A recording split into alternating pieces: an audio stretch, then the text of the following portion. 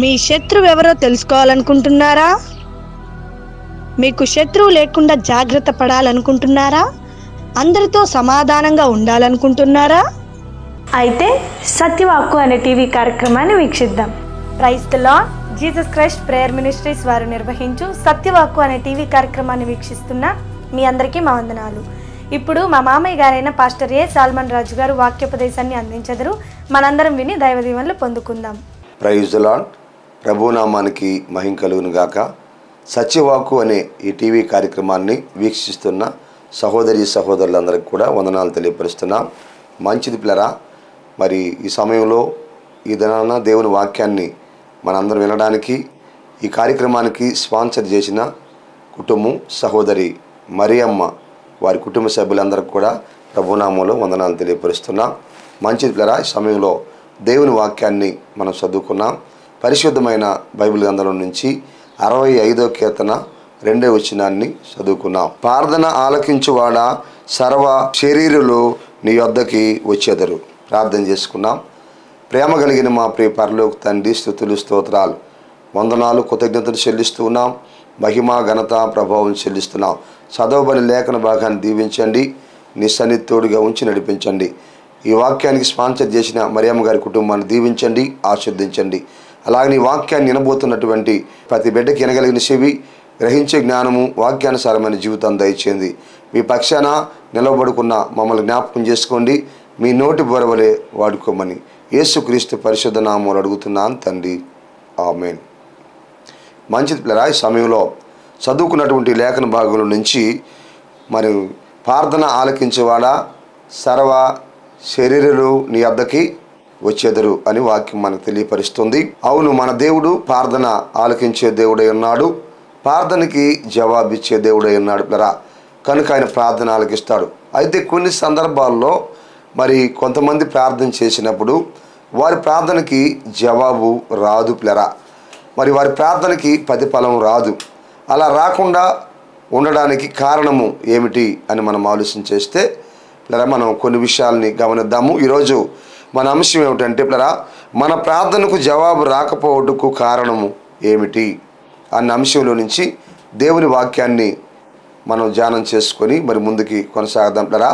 మన ప్రార్థనకు జవాబు రాకపోవటకు కారణము ఏమిటి అంటే పిల్లరా, ఆలోచించండి. ఒకటి పిల్లరా, మనం ఇక్కడ ఆలోచన చేస్తే మనలో మన హృదయంలో ఉన్న శత్రుత్వం పిల్లరా ఆలోచించేయండి. చాలాసార్లు ఎందుకు మన ప్రార్థనకి జవాబు రాదు అంటే మనం గుర్తించాలి, మన హృదయంలో శత్రుత్వం కలిగి ఉండుట వలన. ఎవరి హృదయంలో అయితే శత్రుత్వాన్ని కలిగి ఉంటారో మరి వారి ప్రార్థనకి జవాబు రాదు అని మనం గుర్తించాలి. ఈ వాక్యం వింటున్న సహోదరి సహోదరుడా, మన దేవుడేమో ప్రార్థన ఆలకించే దేవుడు, మన ప్రార్థనకి జవాబునిచ్చే దేవుడు. అయితే ఎందుకు చాలా పర్యాయాలు కొంతమంది ప్రార్థన చేసినప్పుడు ఆ ప్రార్థనకి జవాబు రాదు అంటే మన హృదయంలో శత్రుత్వాన్ని కలిగి ఉండుట వలన అని మనం గుర్తించాలి. అవును పిల్లరా, ఈరోజు చాలామంది ప్రార్థన చేస్తున్నారు కానీ మరి వారి ప్రార్థనకు జవాబు రావటం లేదు, వారి ప్రార్థనకు ప్రతిఫలం రావటం లేదు, వారి మేలు పొందుకోవటం లేదు పిల్లరా. మరి కారణము శత్రుత్వం. అందుకనే ఈరోజు మనము దాని గురించి తెలుసుకున్నాం పిల్లరా. ఈ శత్రుత్వాన్ని గురించి మనం ఆలోచన చేస్తే పిల్లరా, అసలు మనకు శత్రువులు ఎవరు, మనకు శత్రువు ఎవరు అన్న విషయాన్ని ఆలోచన చేస్తే మొదటి పాయింట్ ఏంటంటే మన శత్రువు ఎవరు. దీని గురించి మనం మనం తెలుసుకోవాలి. ఎవరినంటే వాళ్ళని శత్రువులుగా మనం ఎంచుకోకూడదు, ఎవరితో అంటే వారితో మనం పగలను పెంచుకోకూడదు పిల్లరా. ఈ భూలోకంలో ఉన్నటువంటి మనుషులతో, మన చుట్టుపక్కల ఉన్నటువంటి వారితో పిల్లరా, మనం ఉద్యోగం చేసే దగ్గర, వ్యాపారం చేసే దగ్గర, డ్యూటీ చేసే దగ్గర, వ్యవసాయం చేసే దగ్గర కానివ్వండి, మరి మన చుట్టుపక్కల ఉన్నవారిని మనం శత్రువులుగా ఎంచకూడదు అలా గమనించండి. అసలు మన శత్రువు ఎవరు? మొదటి పాయింట్గా మనం గుర్తిద్దాం ఈరోజు. మన శత్రువు ఎవరు అంటే పిల్లరా, బైబిల్ గ్రంథంలో రాయబడి ఉంది. ఎఫెసీయులకు రాసిన పత్రిక 6వ అధ్యాయము మరి 12వ వచనంలో ఆకాశ మండలమందున్న దురాత్మల సమూహమే మన శత్రువు ఉన్నారు పిల్లరా. గమనించండి, ఆకాశ మండలం మందున్న దురాత్మల సమూహము మనకు శత్రువులుగా ఉన్నారు, వారి దూతలు కూడా మనకు శత్రువులుగా ఉన్నారు. ఈ విషయాన్ని గమనించండి సహోదరి సహోదరులారా, ఆలోచన చేయండి. దేవుని వాక్యం మనకి ఇక్కడ చక్కగా తెలుస్తుంది చక్కగా మనకి తెలియపరుస్తుంది. సాతాను వాడి దూతలో మనకేమై ఉన్నారు? శత్రువులై ఉన్నారు. ఈ విషయాన్ని మనం గ్రహించాలి. ఆకాశ మండలంలో ఉన్నటువంటి దురాత్మల సమూహం ఏం చేస్తున్నాడంటే అక్కడుండి వాని యొక్క దుష్టత్వాన్ని భూలోకంలో ఉన్నటువంటి ప్రజల్లో విత్తుతున్నాడు. గోధుమల్లో గురుగులు విత్తినట్టుగా ఈ దుష్టుడు, ఈ సాతానుడు, ఈ దురాత్మల సమూహము ఆకాశ మండలములలో సంచరిస్తూ వాని యొక్క దుష్టత్వాన్ని, వాని యొక్క చెడుతనాన్ని భూలోకంలో ఉన్నటువంటి ప్రజల యొక్క హృదయాల్లో విత్తుతూ ఉన్నాడు కదా. దాన్ని బట్టి మనుషులు చెడు మార్గంలో నడుస్తున్నారు. దాన్ని బట్టి మనుషులు చెడుగా ప్రవర్తిస్తున్నారు. దాన్ని బట్టి మనుషులు చెడుగా మాట్లాడుతున్నారు. దాన్ని బట్టి మనుషులు చెడుగా జీవిస్తూ ఉన్నారు. ప్రియ సహోదరి సహోదరులారా, గమనించండి. అందుకే పిల్లరా, ఎందుకు మన ప్రార్థనకి జవాబు రావటం లేదు అంటే పిల్లరా, మన హృదయంలో శత్రుత్వం కలిగి ఉండుట వలన అని మనము గుర్తించాల్సిన వారంగా ఉన్నాం ఈ సమయంలో. అందుకే అసలు మన శత్రువు ఎవరు అన్న దాని గురించి మనం మొదటి పాయింట్గా చూస్తున్నాము ఈరోజు. పిల్లరా, ఎవరు మన శత్రువు అని మనం బాగా ఆలోచన చేస్తున్నారా? సాతాను తప్ప ఈ భూలోకంలో మనకి ఎవరు శత్రువు ఉండకూడదు. దేవునికి మహిమ కలుగును గాక.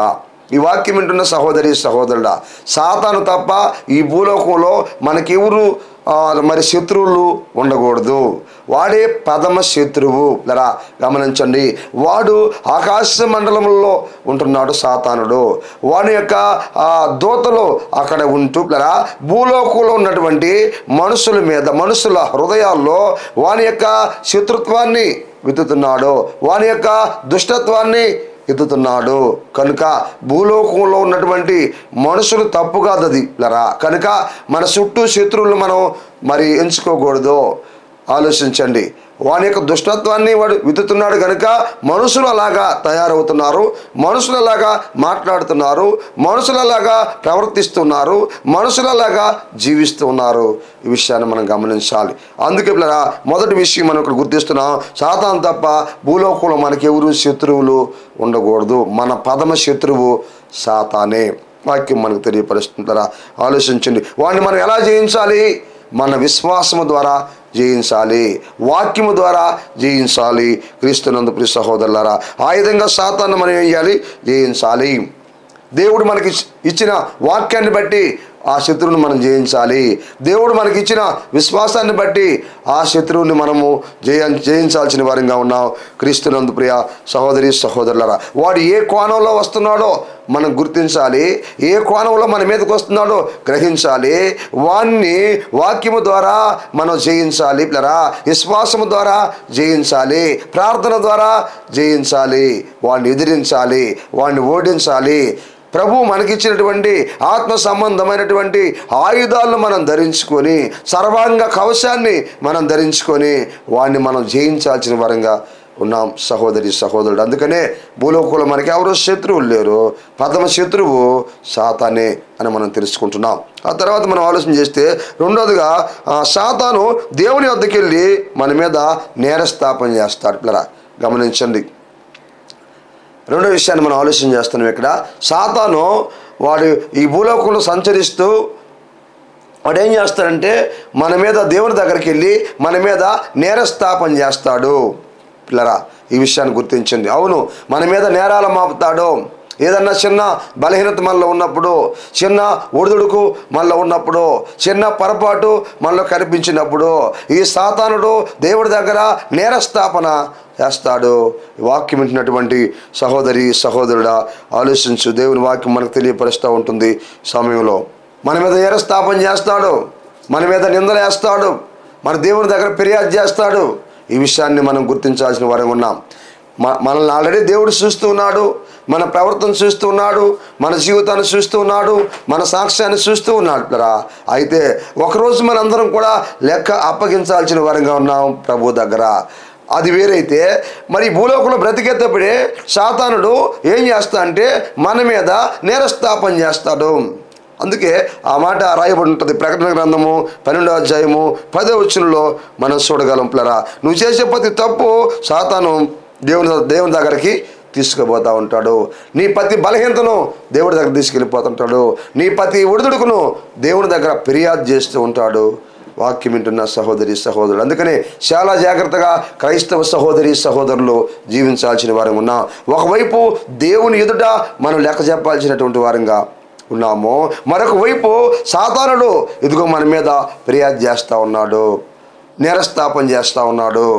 అందుకే క్రైస్తవ జీవితం ఈ భూలోకంలో జీవించేటప్పుడు చాలా జాగ్రత్తగా జీవించాలి. సహోదరుడా సహోదరి, ఆలోచించు. నీ ప్రతి తప్పు సాతాను దేవుని దగ్గరికి తీసుకుపోతున్నాడు, నీ మీద నేరస్థాపన చేస్తూ ఉన్నాడు. రెండు విధాలుగా మనం లెక్క చెప్పాల్సిన వారంగా ఉన్నాము, గుర్తించండి. తర్వాత మూడో విషయాన్ని మనం ఆలోచన చేస్తే, పగ అనేది మనలో శత్రుత్వాన్ని పెంచుతూ వస్తుంది. అందుకే పిల్లరా, పగ పంతం అనేది మనలో ఉన్నటువంటి మనలో శత్రుత్వాన్ని పెంచుతూ వస్తుంటాయి. అందుకే పిల్లరా, ఇదిగో పగ పంతాలతో అనేక మంది శత్రుత్వాన్ని పెంచుకుంటుంటాడు.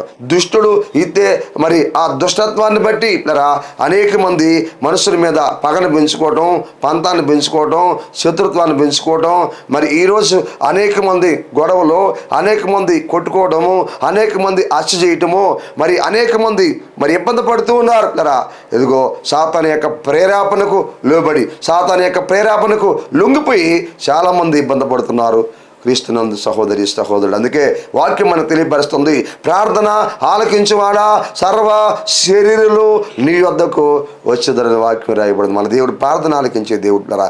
అయితే ఈ వాక్యం వింటున్నటువంటి దేవుని పిల్లరా, ఈరోజు మనం ప్రార్థన చేస్తున్నప్పుడు జవాబు రావడం అంటే కారణం ఏంటంటే మనం తెలుసుకున్నాం. మన ప్రార్థనకు జవాబు రాకపోవటకు కారణము ఏమిటి అంటే మనం చూస్తున్నాము, హృదయంలో శత్రుత్వం కలిగి ఉండుట వలన ఈరోజు అనేకరికి జవాబు రావటం లేదు.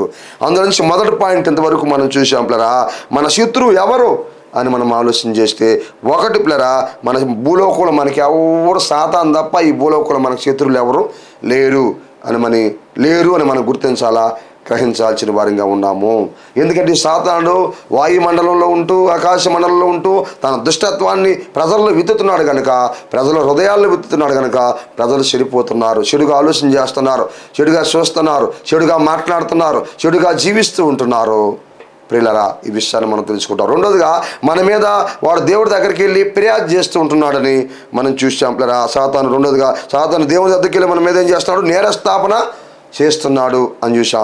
మూడోదిగా పిల్లరా, పగ అనేది మనలో శత్రుత్వాన్ని ఏం చేస్తుంది, పెంచుతుంది. పాత కక్షలు మనలో శత్రుత్వాన్ని పెంచుతాయి. కుళ్ళు కుతంత్రాలు మనలో శత్రుత్వాన్ని పెంచుతాయి. అసూయ గర్వం మనలో శత్రుత్వాన్ని పెంచుతాయి. క్రీస్తునందు సహోదరి సహోదరుల, ద్వేషము, పగ, కక్ష ఇవన్నీ కూడా పాత కక్షలు మనలో శత్రుత్వాన్ని పెంచుతాయి. అందుకనే దేవుని వాక్యానికి మనం లోబడాల్సిన వారంగా ఉన్నాం. దేవుని వాక్యానికి లోబడి దేవుడిచ్చిన వాక్యము ద్వారా, దేవుడిచ్చిన విశ్వాసము ద్వారా, మరి ప్రార్థన ద్వారా ఈ సాతాను అనే శత్రువుని మనము జయించాల్సిన వారంగా ఉన్నాం. మంచిది ద్వారా రెండో పాయింట్ని మనం గమనిస్తే, మనం ఏ విధంగా ఉండాలి క్రీస్తునందు ద్వారా రెండో పాయింట్ని మనం గమనిద్దాం. అసలు మనం ఏ విధంగా ఉండాలి, ఏ విధంగా జీవించాలి అన్న దాని గురించి మనం ఆలోచన చేద్దాం. ఇంతవరకు మనం ఏం చూసామంటే, మనకు శత్రువులు భూమి మీద ఎవరో లేరు అని మనం చూసాం. ప్రథమ శత్రువు సాతానే అని చూసాం. ఆ సాతానుడే ప్రజల హృదయాలు దుష్టత్వాన్ని ఉంచి మరి అనేక విధాలుగా మరి ప్రజల్ని మనకు శత్రువులుగా మారుస్తున్నాడు. ఈ విషయాన్ని మనం గుర్తించి గమనించి మనుషులు ఎవరిని శత్రువులుగా మనం ఎంచుకోకూడదని చూసాం. అయితే రెండో పాయింట్ మనం చూస్తున్నాం, మనం ఏ విధంగా ఉండాలి.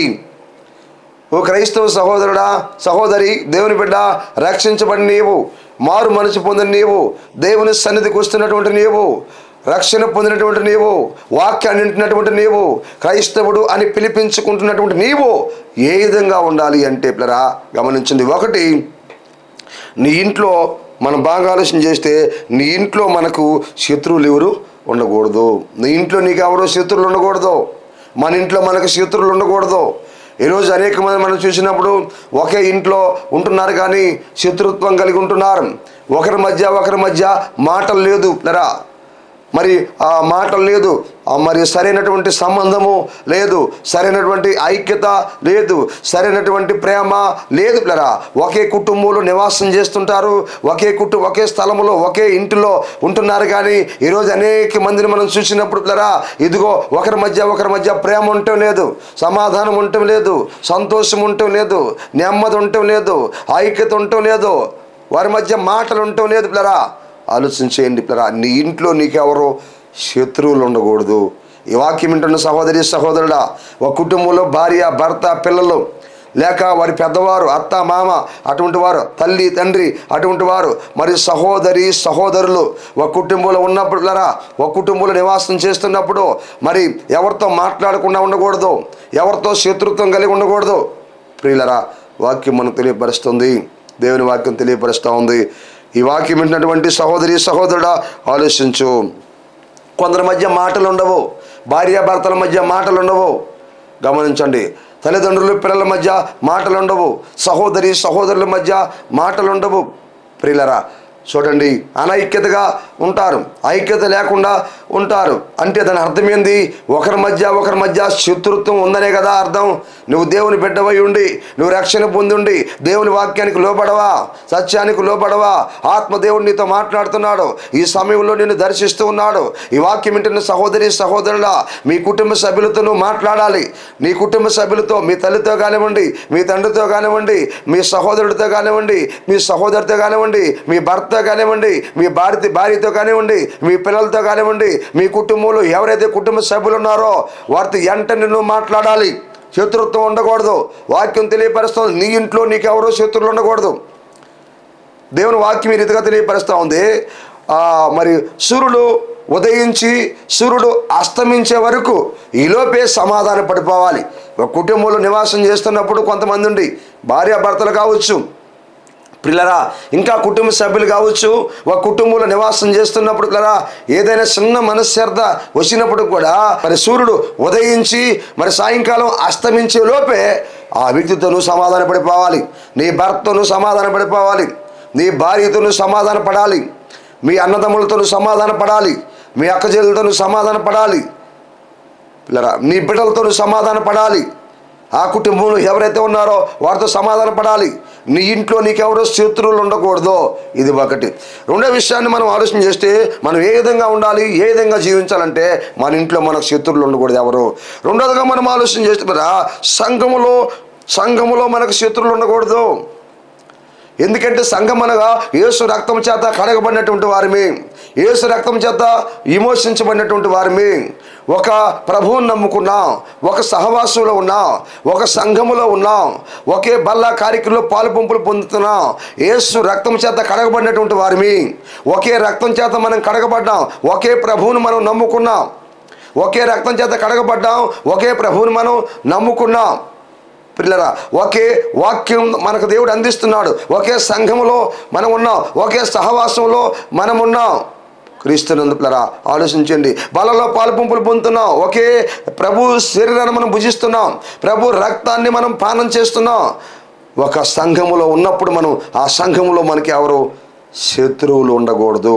అందరితో నువ్వు సమాధానంగా ఉండాలి, అందరితో కలిసి మెలిసి ఉండాలి, అందరు నిన్ను పలకరించుకోవాలి, అందరికీ నీ వందనాలు చెప్పాలి పిల్లరా, అందరిని గౌరవించాలి, అందరికీ ఇలివివ్వాలి, అందరిని నువ్వు ప్రేమించాలి. నీ కాడికి చిన్నవారు కావచ్చు, నీ కాడికి పెద్దవారు కావచ్చు, వయసులో నీ కాడికి చిన్నవారైనా నీ కాడికి పెద్దవారైనా అందరితో నువ్వు సమాధానంగా ఉండాలి, అందరినీ పలకరించాలి, అందరితో ఐక్యంగా ఉండాలి పిల్లరా. ఒకవేళ ధనంలో నీకంటే చిన్నవారు కావచ్చు, నీకంటే ఎక్కువైన వారు కావచ్చు, మరి వాళ్ళ స్థాయి పెద్దదవచ్చు చిన్నదవచ్చు, వయసు పెద్దదవచ్చు చిన్నదవచ్చు, ప్రియదేనులరా. అయితే వారందరితో కూడా నువ్వేం చేయాలంటే శత్రుత్వం లేకుండా సమాధాన పడాలి, కలిసిమెలిసి ఉండాలి. క్రీస్తు సంఘము, మనందరం కూడా క్రీస్తు సంఘమై ఉన్నాము, ఐక్యత కలిగినటువంటి వారంగా మనం ఉండాలి. మనందరికీ శిరస్సు ప్రభు అయిన యేసుక్రీస్తుల వారై ఉన్నాడు, ఆయన అవయవాలమై ఉన్నాం.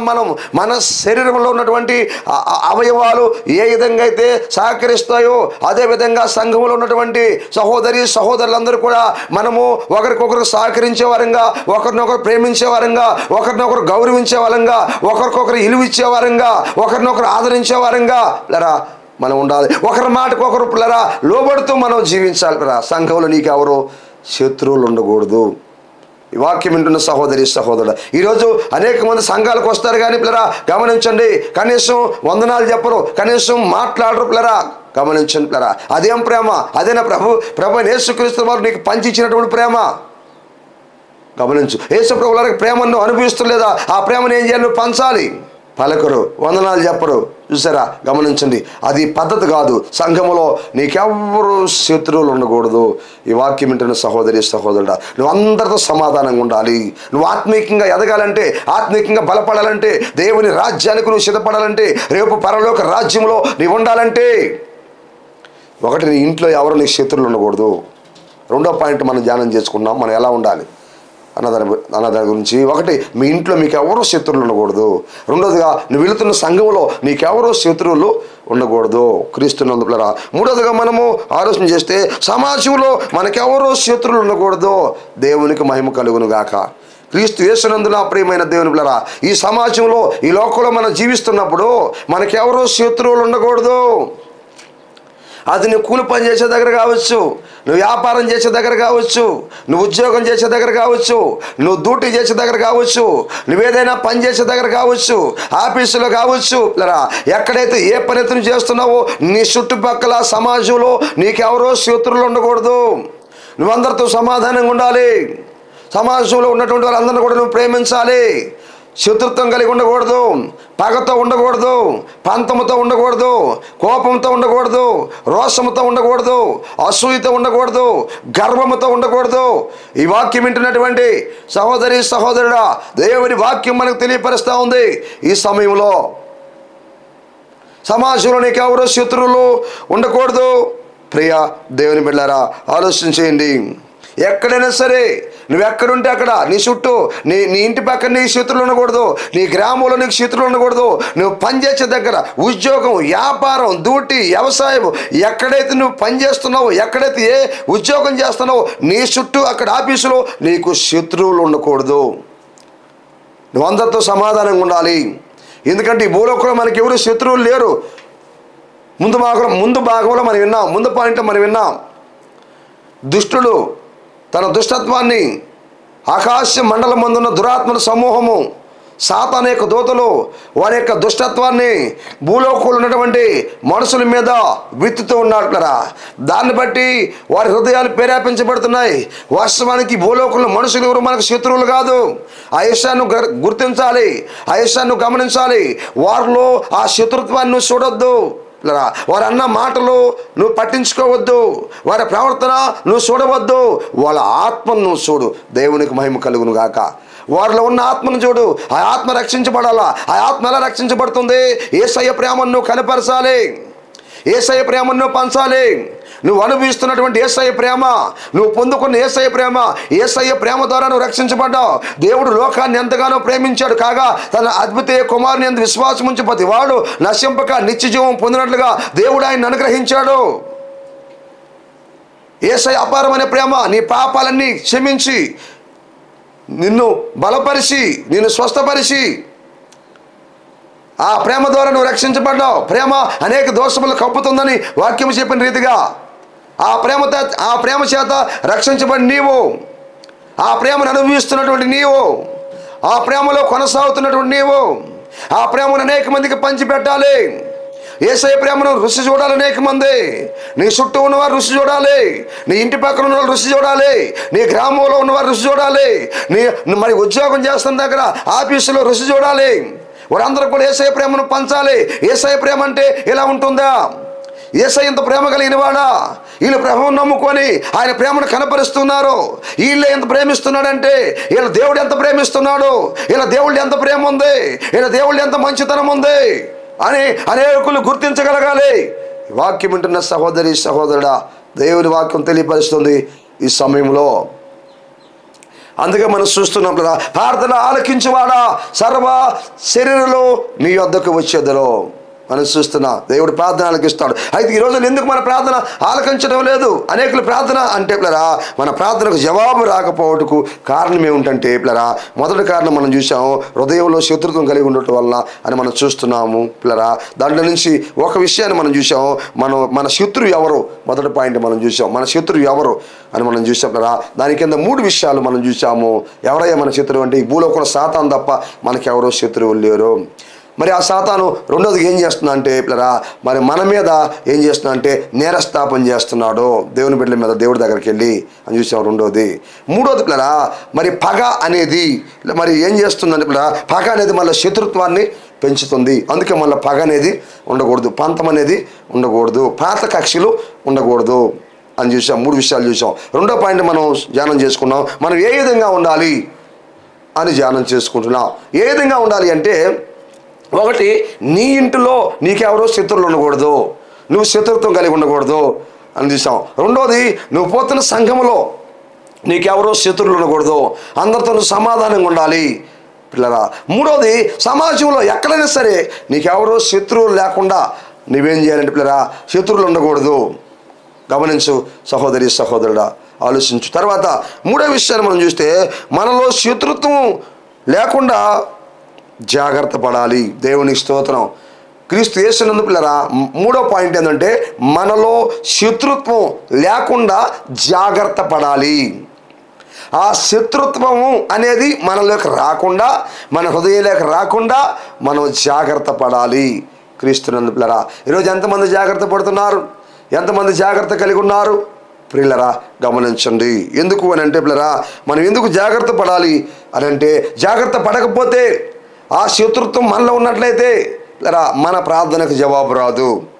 దేవుని వాక్యం స్పష్టంగా మనకు తెలియపరుస్తుంది. ఎందుకంటే ఇక్కడ మనం చూడగలం పిల్లరా, గమనించండి. మత్తయి రాసిన సువార్త 5వ అధ్యాయము 23వ వచనంలో ఏమని రాయబడింది వాక్యము? క్రీస్తునందు పిల్లరా, నువ్వు దేవునికి అర్పణ అర్పించడానికి ఎదుగో వెళ్ళినప్పుడు నీ మీద నీకు నీ ప్రతివాదికి ఏదైనా విరోధం, నీ ప్రతివాదికి ఏదైనా విరోధం ఉందని తెలిసిన ఎడలా నీ అర్పణ అక్కడే విడిచిపెట్టి మొదట వెళ్ళి నీ ప్రతివాది ఏంచి సమాధానపడరమ్మని వాక్యం తెలియపరుస్తుంది. క్రీస్తు యేసునందు పిల్లరా, అందుకే వాక్యం తెలియపరుస్తుంది, నువ్వు ప్రార్థన చేయనప్పుడు లేక అర్పణ అర్పించినప్పుడు నీ మీద నీ ప్రతివాదికి విరోధమేమైనా ఉన్న ఎడల నీ అర్పణ అక్కడే ఆపేసి ఏం చేయాలి, మొదట వెళ్ళి నీ సహోదరునితో ఏం చేయి, సమాధానపడు, దేవునికి మహిమ కలుగును గాక అని మొదటి మాటగా మనం ఇక్కడ గుర్తిస్తున్నాం పిల్లరా. నీ మీద ఎవరికైనా ఒకవేళ నీ సహోదరుడికి శత్రుత్వం ఉందనుకోండి, మీ ఇద్దరి మధ్య మాటలు లేవనుకోండి, దేవుని వాక్యం తెలియపరుస్తుంది, శత్రువులుగా ఉన్నారనుకోండి, ప్రభు అంటున్నాడు నీ అర్పణ కాదు నాకు ముఖ్యము, నీ అర్పణ అక్కడే విడిచిపెట్టేసి మొదట నువ్వు చేయాల్సింది ఏంటంటే, అర్పణ ముఖ్యం కాదు నాకు, ఒకరితో నువ్వు పేసి పెట్టుకోండి, ఆ ప్రార్థన నాకు అవసరం లేదు, ఒకరి మీద పగ పెట్టుకోండి, ఆ ప్రార్థన అవసరం లేదు, నీ మీద ఏరే వాళ్ళు బాధపడతా ఉంటే నువ్వు అంతమందిని బాధ పెడుతూ, అంతమందిని కష్టపెడుతూ, అంతమందిని ఇబ్బంది పెడుతూ, అంతమందిని ఏడిపిస్తూ, అంతమందిని మరి వారి దగ్గర వారికి శత్రువుగా నువ్వు ఉంటూ, ఆ తర్వాత నువ్వు నా దగ్గరకు వచ్చి ప్రార్థన చేస్తే ఆ ప్రార్థనకి నేను జవాబు ఇవ్వను అంటాడు ప్రభు. అవును కదా పిల్లరా? మనం అనేక మందిని ఏడిపిస్తా, అనేక మందిని బాధ పెడుతూ, అనేక మందిని అవమానిస్తూ, అనేక మందిని గాయపరుస్తూ పిల్లరా, అనేక మందికి నష్టం చేసి, అనేక మందికి కీడు చేసి, అనేకులను బాధ పెట్టి, ఆ తర్వాత మనము ప్రభు దగ్గరకు వచ్చి ప్రార్థన చేస్తే ఆ ప్రార్థనకు జవాబు రాదు. ఎందుకంటే మనల్ని బట్టి అనేక మంది బాధపడుతున్నారు, మనల్ని బట్టి అనేక మంది ఏడుస్తున్నారు. అందుకే మొదటి వాళ్ళతో సమాధానపడి ఆ తర్వాత వచ్చి నీ అర్పణ నాకు అర్పించమని ప్రభు చెప్తున్నాడు. నీ అర్పణ నాకు ముఖ్యం కాదు, నువ్వు వాళ్ళతో సమాధానపడాలి, వాళ్ళతో సమాధానపడి ఆ తర్వాత వచ్చి అర్పణ నాకు అర్పించమంటున్నాడు. దేవునికి మహిమ కలుగును గాక. ఈ వాక్యం వింటున్న సహోదరి సహోదరుడా, నీ ప్రార్థనకి ఎందుకు జవాబు రావటం లేదు? అనేక రోజుల నుంచి ప్రార్థన చేస్తున్నావు, అనేక వారాల నుంచి ప్రార్థన చేస్తున్నావు, అనేక నెలల నుంచి ప్రార్థన చేస్తున్నావు, అనేక సంవత్సరాల నుంచి ప్రార్థన చేస్తున్నావు, నీ ప్రార్థనకి ఇంకా జవాబు ఎందుకు రావటం లేదు అర్థమవుతుందా? నువ్వు వేరే వాళ్ళతో శత్రుత్వాన్ని కలిగి ఉన్నావు, వేరే వాళ్ళకి కీడు చేస్తున్నావు, ఏరే వాళ్ళు అవమానపరుచున్నావు, ఏరే వాళ్ళు గాయపరుచున్నావు, ఏరే వాళ్ళని ఇబ్బంది పరుచున్నావు, వాళ్ళకి శత్రువుగానే ఉన్నావు. క్రీస్తునందు పిల్లరా, అందుకని నువ్వు ప్రభు దగ్గరకు వచ్చి ప్రార్థన చేసినప్పుడు ఆ ప్రార్థన ఆయన అంగీకరించడం లేదు, ఆ అర్పణ ఆయన అంగీకరించడం లేదు. అర్పణ అనగా ప్రార్థన అని మనం గుర్తుంచుకోవాలి. ఇక్కడ నువ్వు అనేక మంది నష్టపెట్టి, ఇబ్బంది పరిచి, గాయపరిచి, బాధ పెట్టి ఆ తర్వాత ప్రభు దగ్గరకు వస్తే, ప్రభు దగ్గరకు వచ్చి ప్రార్థన చేస్తే అది నా అవసరం లేదంటున్నాడు ఆయన.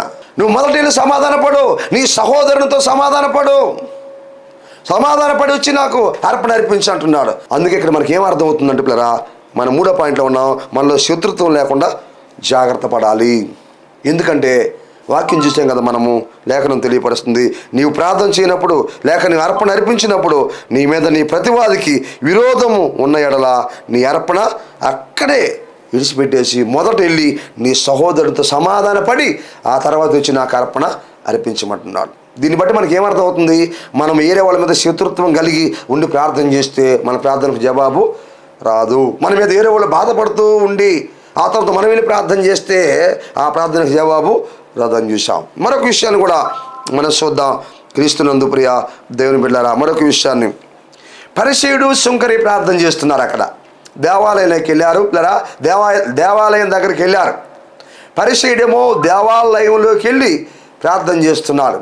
సుంకరి దేవాలయంలోకి వెళ్ళేదానికి ధైర్యం సాలక రొమ్ము కొట్టుకుంటూ బాధపడుతూ బయట తీరి ప్రార్థన చేస్తున్నాడు. గమనించండి, ఈ వాక్యం వింటున్న సహోదరి సహోదరులారా, లోకా రాసిన సువార్త 18వ అధ్యాయము 10వ వచనం మనం జ్ఞాపకం చేసుకున్నట్లయితే పరిసయ్యుడు మంచివాడే. మనం బాగా ఆలోచన చేస్తే పరిసయ్యుడు మంచివాడే, పరిసయ్యుడు నీతిమంతుడుగానే ఉన్నాడు, పరిసయ్యుడు మంచివాడే, పరిసయ్యుడు నీతిమంతుడే. కానీ పరిసయ్యుడు ప్రార్థన దేవుడు అంగీకరించలేదు. పరిసయ్యుడి కంటే కూడా సుంకరిని దేవుడు నీతిమంతుడిగా ఎంచాడు. ఏమిటి కారణం? ఎందుకు కారణము ఏమిటి అంటే, ఈ పరిసయ్యుడు పిల్లరా మనం బాగా ఆలోచించేసినట్లయితే నేను సోరుణ్ణి కాదు అంటున్నాడు, నేను అన్యాయస్తుని కాదు అంటున్నాడు, నేను వ్యభిచారిని కాదు అంటున్నాడు, నేను వారానికి 2 సార్లు ఉపవాసం ఉంటాను అంటున్నాడు, నేను 10వ వంతు ఇస్తున్నాను, దశమ భాగాన్ని ఇస్తాను అంటున్నాడు. చాలా విషయాల్లో నీతిమంతుడిగా ఉన్నాడు పరిసయ్యుడు. గమనించండి, చాలా విషయాల్లో మంచివాడిగానే ఉన్నాడు, అన్ని విషయాలు కరెక్ట్గా ఉన్నాడు, చాలా విషయాలు కరెక్ట్గా ఉన్నాడు.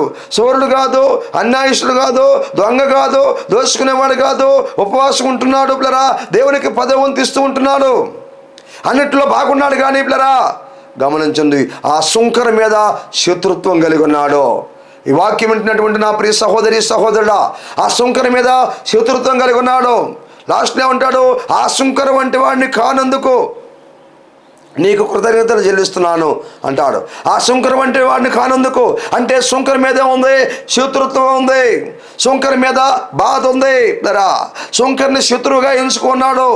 ఈ వాక్య సుంకరి మీద బాధ ఉంది.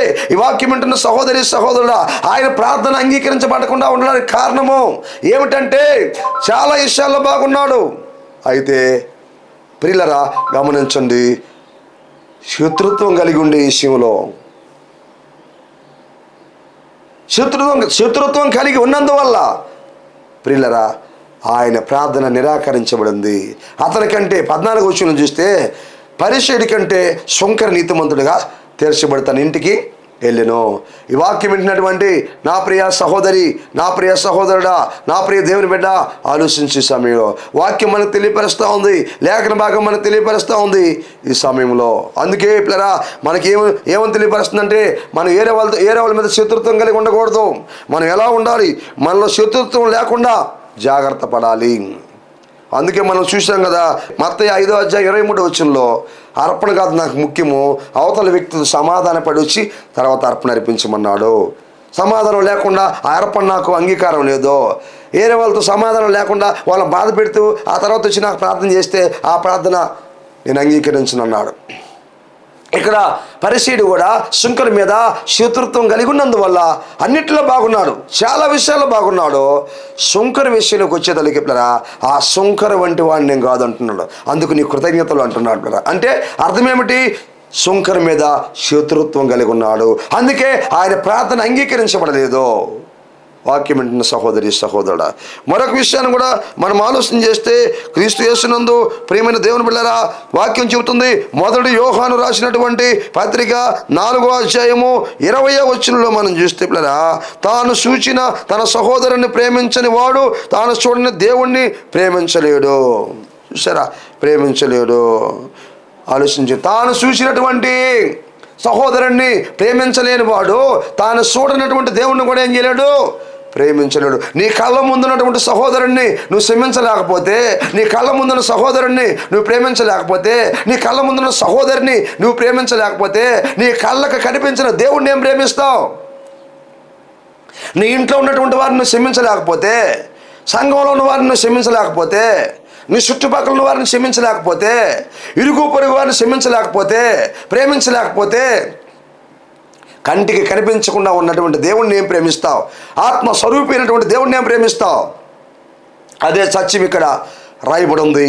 క్రీస్తునందు నా ప్రియ దేవుని బిడ్డలారా, గమనించండి. ఎందుకో తెలుసా? ప్రేమ అనేక దోషములను కప్పుతుంది. దేవునికి మహిమ కలుగును గాక. ప్రేమ అనేక దోషాలను కప్పుతుంది. పగ కలహాన్ని రేపుతుంది. నీలో ప్రేమ ఉంటే ఆ ప్రేమ అనేక దోషాలను కప్పుతుంది.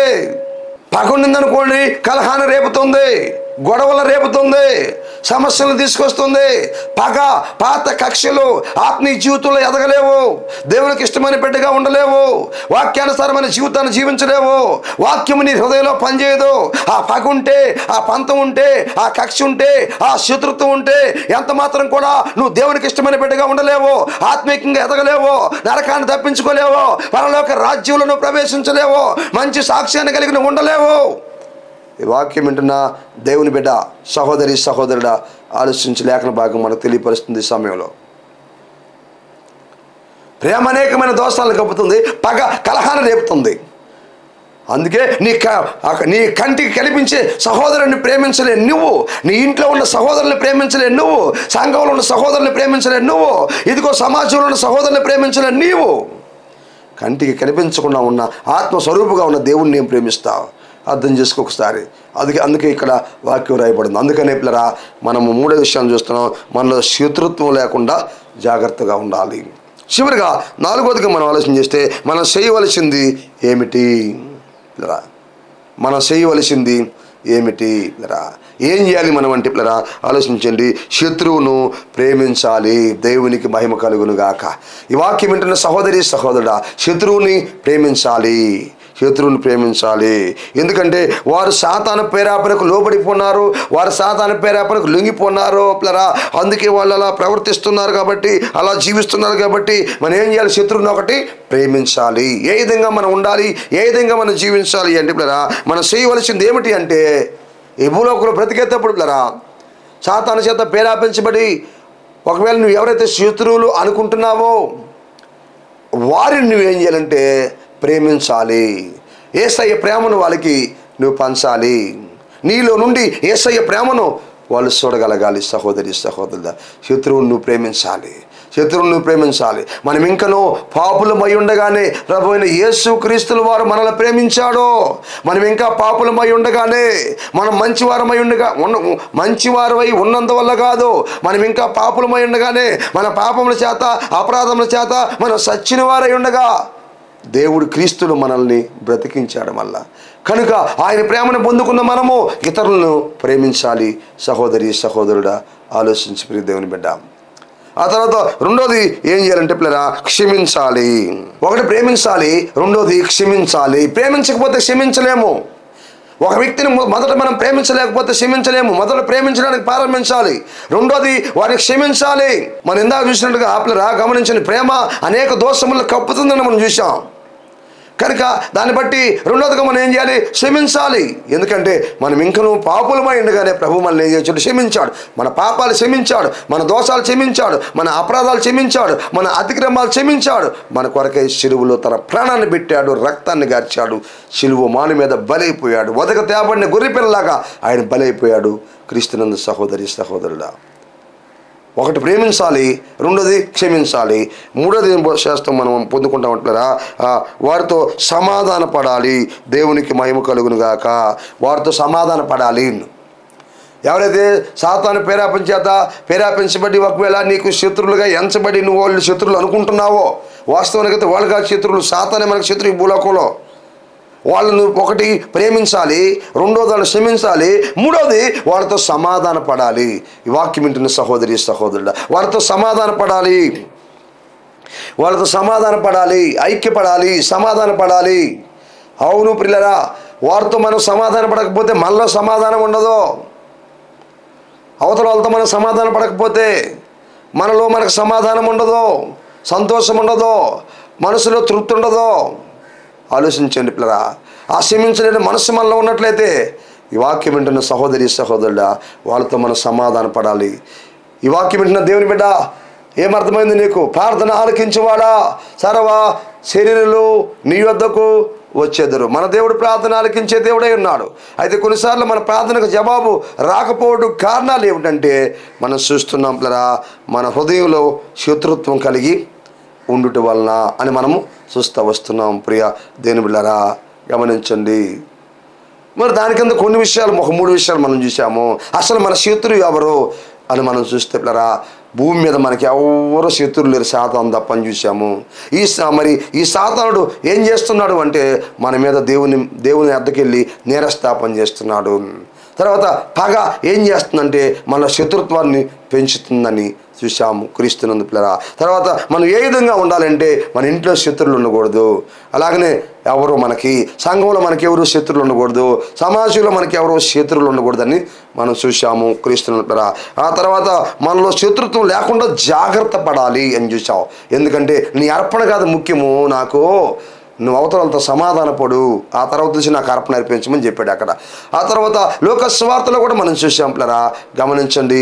అక్కడ కూడా ఒక మంచి విషయాన్ని మనం చూసాము. అన్ని విషయాలు బాగున్నాడు కానీ పరిచయుడు ఇదిగో శుంకర్ విషయంలో శత్రుత్వాన్ని కలిగి ఉన్నాడు కనుక అతను నీతిమంతుడిగా తీర్చబడలేకపోయాడు. అందుకనే మూడోదిగా మనం చూసాం, నీ కంటికి కనిపిస్తున్న సహోదరుణ్ణి ప్రేమించలేని నువ్వు కంటికి కనిపించిన దేవుణ్ణి ఎలా ప్రేమిస్తావు అని వాక్యం రాయబడింది. అందుకనే పిల్లరా, మనం చేయవలసింది ఏమిటంటే, 1 శత్రువుని మనం ఏం చేయాలి? ప్రేమించాలి. 2 శత్రువుని ఏం చేయాలి? క్షమించాలి. 3 శత్రువుతో మనం సమాధాన పడాలి. ఎందుకో తెలుసా? యేసుక్రీస్తుల వారు ప్రేమించాడు, యేసుక్రీస్తుల వారు క్షమించాడు.